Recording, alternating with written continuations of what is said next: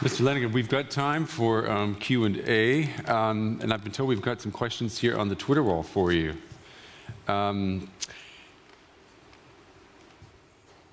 Will cars be connected to one big database and centralized control, or will they interact with each other decentralized?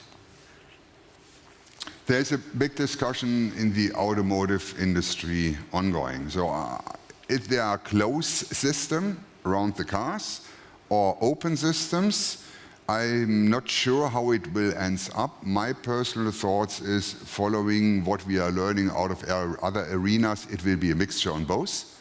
So partly it will be in a decentralized mode, but bottom line, to make things like insurance happen, you need a kind of open community and data availability.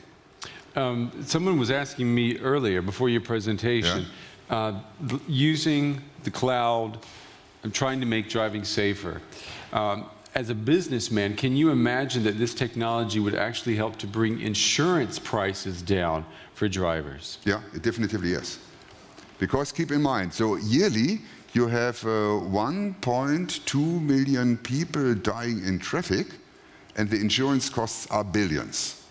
So if you implement this kinds of systems, we are showing this is avoiding accidents, and accidents is avoiding costs. Mm-hmm. And if you have less costs, of course, you can lower the insurance fee. Can you imagine that this would make cars more expensive, having this technology?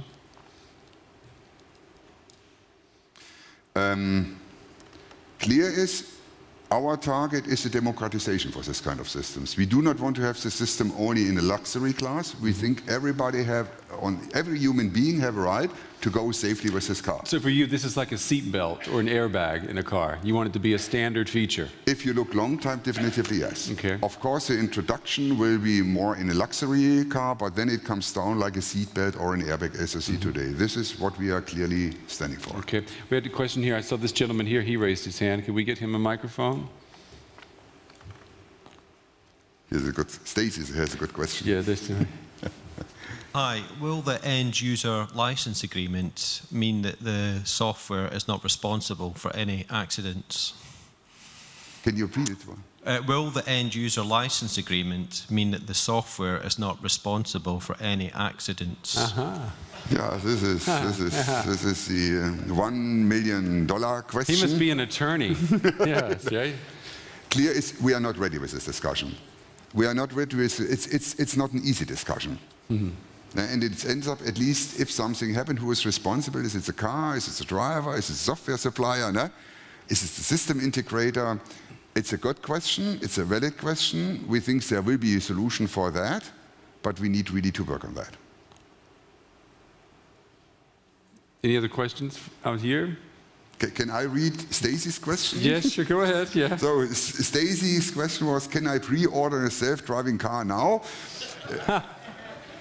Stacy, in mass production not, but we have some prototype cars. Unfortunately, they're a little expensive. And we're talking on millions of euros, and I'm not sure if we are allowed to give it to third parties. What about this one from Frank, about being in the flow? How can you prevent drivers falling into rivers because their Navi doesn't recognize ferries? Okay, whoever's on Twitter out there, obviously they had a good time with your presentation. That's good. That's good to hear. I guess a serious question would be, how can, and this goes back to what this gentleman was saying, how can you make sure that the technology is foolproof? I mean, can you give a guarantee that there aren't going to be holes in it the way there are holes in navigation systems right now on the highways?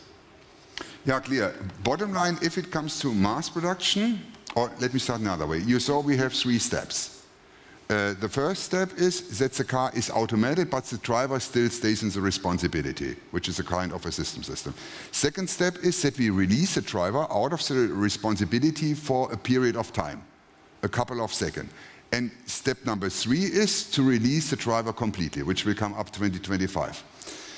Clear is, if we release the driver out of the responsibility, we need to make sure that the car in each situation always is doing right. And this is fail-safe concepts. And if I look how we are investing our money on a system development, more than 50% of the money is going to the fail-safe development, not on the basic technologies. They are there. I mean, I'm thinking of this worst case scenario. Let's say in the year 2025, 2030, we are on a freeway, massive freeways. Let's say 12 lanes each direction. Everyone has this technology. The drivers are not driving. Let's say there is some type of cyber attack that is aimed at infrastructure, and this technology goes out. Is there something built into this technology that can prepare the driver before the actual control of the car is given back to the driver? Yeah. Yeah? Yeah, So we're not going to have, mass crashes on the freeway. So it's two elements. First is security. And here, once again, there's a lot of know-how within the IT industry on security, how to make something safe. Even my credit card. So I think there are a lot of opportunities to learn on that. Yeah. Maybe credit card is not the best example. That's not a good example. Go Mr. take another Lenninger. example. It's not a good example. That is point number one. Second is, if you are in a car, you can predict the next couple of meters because you have the information how street is running, what is the real-time information. That means also by having wrong or other data, you can have a consistency check if something is coming along which is not following your prediction on that. Right. And then you can make a cross-logic check if what you are expecting and what is coming in are logic-wise combinable or not. But clear as we are not ready on that. We are more in the beginning than in the end. Yeah. But it's a key question as well. You said by the year 2025. Is that an ambitious timeline? I mean, it's 2013. Yeah, depend whom you are talking to. So I mean, it makes me think of that movie Minority Report. Do you remember that with Tom Cruise? Yeah. He's driving, Yeah. and no one's driving. It's all controlled. It's two sides. It's two sides. On one hand, we think it's a very ambitious target. On the other side, if you go, for example, for the harbor in Hamburg, you see a lot of automated driving trucks are running around. No? But as we don't even know all questions yet, Right. it's really difficult really to say if it is an ambitious target or not. We have a certain planning behind that. We think it's partially ambitious, but maybe it's easier than we think. Look for the harbor or Hamburg, or even it gets more complicated. But this is the vision what we have today.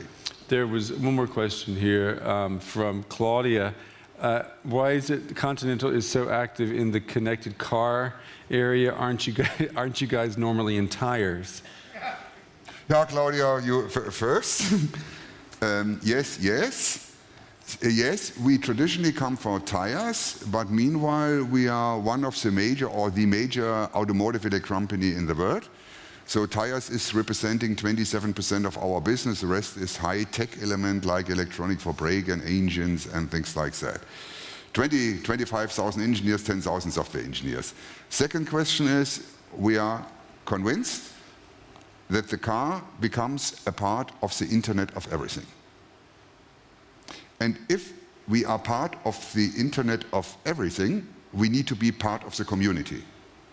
And if we are part of the community, we need to be with the community, for example, here on the CeBIT. Yeah. Good. That is the logic behind. Okay. And please help us. Okay. I think we've used up our time then. Okay. Mr. Lenninger, thank you very much. Thank you very much for your time. And safe driving. Okay. All right. Not thank you. automated yet. Thank you.